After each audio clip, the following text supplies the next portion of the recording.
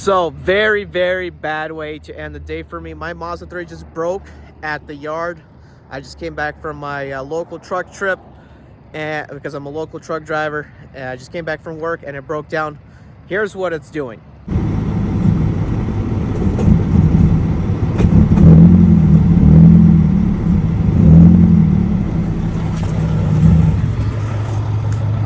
And it died. My Mazda 3 died.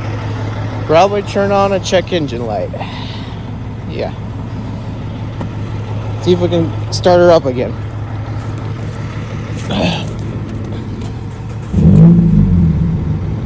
Nope. Stalling out. She's not going anywhere.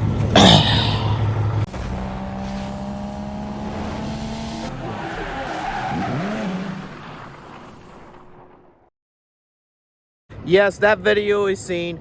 I hopped into my Mazda. I started it. The cold start was as normal, high idle, loud revs, how it's usually done. And I'm putting my stuff, as you can see here, I'm putting my stuff, my backpack and stuff in the back of the Mazda.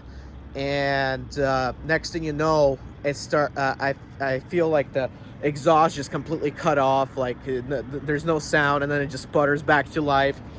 I come back into the driver's seat and I look, and my revs are going up and down and sputtering like crazy and shaking like crazy, and I give it a gas and it's all right. I'm like, maybe I can limp this home or not, but I guess not. So here's what else I checked, double check. I was thinking, oh shoot, maybe my intake is completely disconnected somehow or upside down and it's not working properly, or the mass airflow sensor is not reading. I checked everything and that's not it. There's no holes, nothing. Usually when there's a hole in your intake, it's just gonna rev high, but it won't cut off, so I knew that wasn't it. And then furthermore, what I did try to do was I tried to start her again, and then within a second or two, she completely died down. Based on everything I've been hearing, my number one culprit right now is the fuel pump. I heard it's becoming a common issue as these cars age, especially when it's winter and it gets colder. So it's definitely, it could be the fuel pump. It could be a bad mass airflow sensor. It could be bad injectors. It could be a clogged fuel line. Who knows after that? I really don't know what else it could be. So I forgot my diagnostic tool in my Infiniti, unfortunately, so I cannot check it right now on the fly. And as of right now, I don't have a ride home because my Infiniti is at home, and I don't want my wife to come here and pick me up. I want her to get as much rest as possible. So I will have a family member pick me up later in the morning, in a couple hours, and bring me home. But I will come back in the morning, plug in my diagnostics tools that I have, and see what codes it brings up. Because I basically, when I didn't shut her off, I let her sputter out and die so that I could see what codes she has, and I will not disconnect the battery to see what codes I have. And I tried to start her, so I should have a check engine light that will definitely help me with my scan tool. Also, I texted my mechanic this late of night. Sorry, mechanic, if you're watching this video. Hey, I texted you because I'm gonna go to sleep, and so I won't forget. I texted him that I will probably have a tow truck come pick this car up if it's not a simple fix, and basically take it to him for diagnostics, and I'll see what it says. So who knows, maybe it's time to say goodbye to this Mazda with 191,000 miles in her. But the engine does have 30,000 miles less because I replaced this engine 4 times. Long story short, I was young and dumb and made a whole bunch of mistakes and experience with the engine, and I was just new to the car scene, and I did not know too much about mechanics when I did. This car was in my lifetime for a while. I got her when she had 30,000 miles. Now she's at 191,000 miles. Original transmission though, and the last engine really served me the longest. So yeah, we'll come in the morning, see what codes I can pull up, and we'll take it from there. Probably gonna go up to the shop anyway because I want a professional to do the work and check to see what's wrong with my Mazda 3. But potentially might be time to say goodbye to this Mazda. If it's time to say goodbye, I either will sell her as is, not gonna get much money, might as well just put her on Copart or IAI and sell her off like that, because it's gonna be hard to get money for a car that doesn't run in today's market. So car enthusiasts, just listen to this. Everything working how it should be. I decided after watching a couple videos of rough idling Mazdas to start her up and let her idle for 20 minutes. Well, it wasn't 20 minutes, it was 5 minutes, but she fired right up after the mishap. And she hasn't skipped a beat. Just drove her around the yard here a little bit. All good. Gonna attempt to drive her home, which is only like 5 minutes away, so it's not even a big deal. But yeah, no, she's running, not even missing a beat. So my assumption's either the fuel pump got frozen a little bit and it just hates the cold or something, or there was something bad in the fuel and it spit it out, so now it's good to go. So just gonna keep an eye on the Mazda, but let me know what you think, what it could have been. So now I drove it a couple miles. I just stopped because my tire pressure monitoring system, TPS or whatever you call it, turned on that I have low air in my tires, so I have a portable air pump and I'm just pumping air. But gotta just drive it home yet, but so far she's not missing a beat.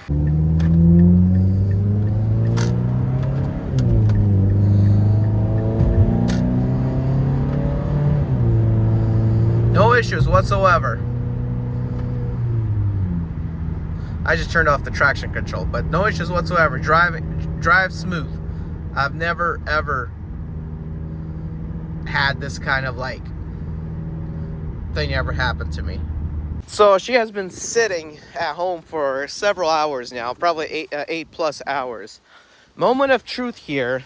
If I start her, if she's gonna start sputtering on a cold start, or she's gonna start up and absolutely not do anything. I'm gonna turn off the AC and everything just to make sure, but here we go.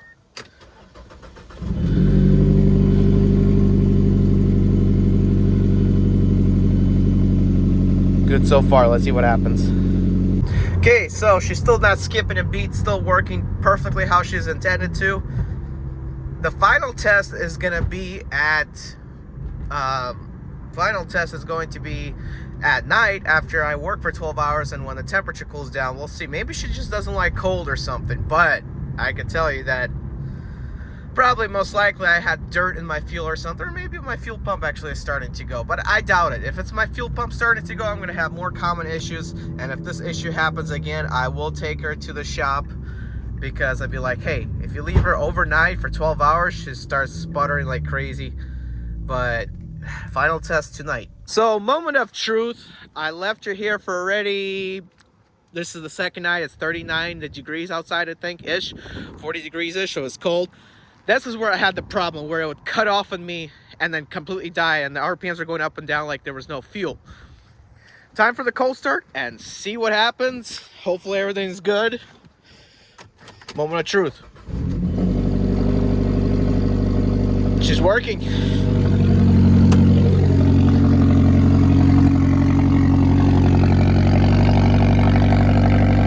working. Okay, she is working and fuel pump's not cutting off like I thought it was. But still, here's a secret though.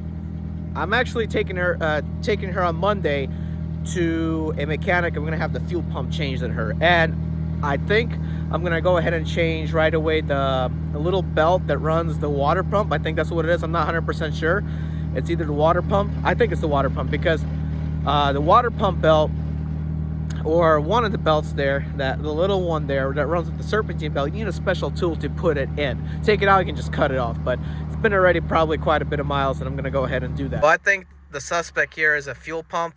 I was just driving down the road from work, and when I was going into, I use the manual mode on this car all the time, but when I was going into downshift to second into first, all of a sudden I hear like a weird like blimp, like something like shake the motor, and then I'm driving and it goes like that, and it was sputtering, and there was like hardly any power. I made it to the side street, thank goodness, but the car eventually died down. Now I try to start it, and it's working, but it wasn't working before. I could show you a video.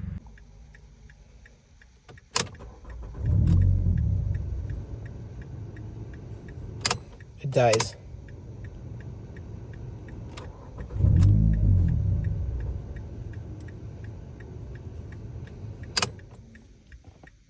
So I just ran the codes with the scanner over here. It helped me somewhat.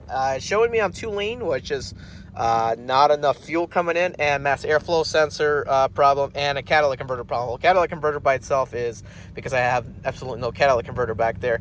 But yeah, I'm taking it to the shop because I am not risking it at all.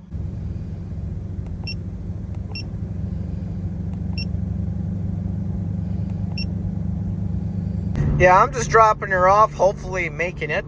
Hopefully I'll make it. I'm dropping her off at the shop.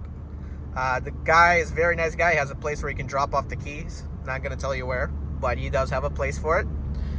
And I'm going to text him all the information. So I was able to video the codes like you've seen previously.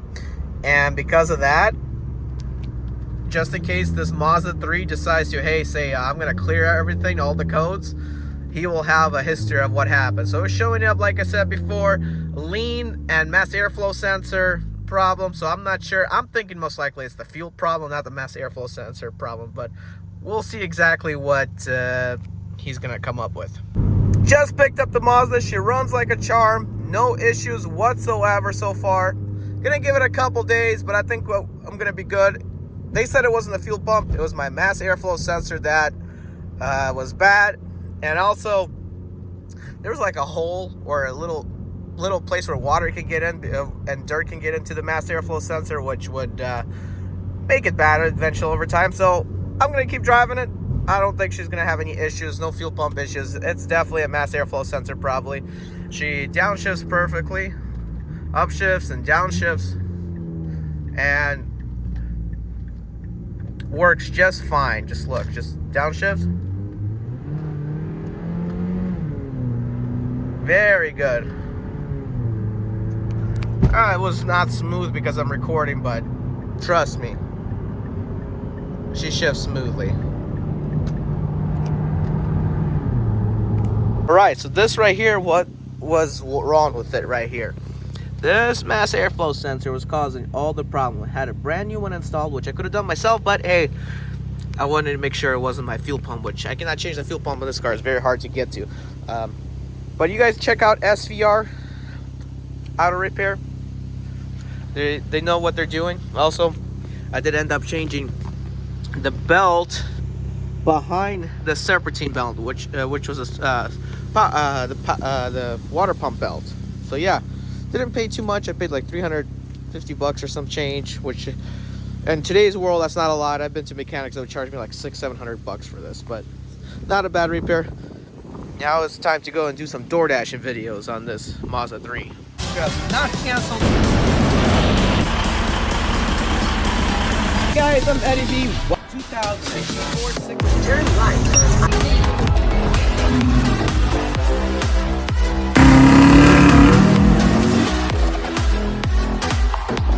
This particular package. Driving attempt on the 6 Series.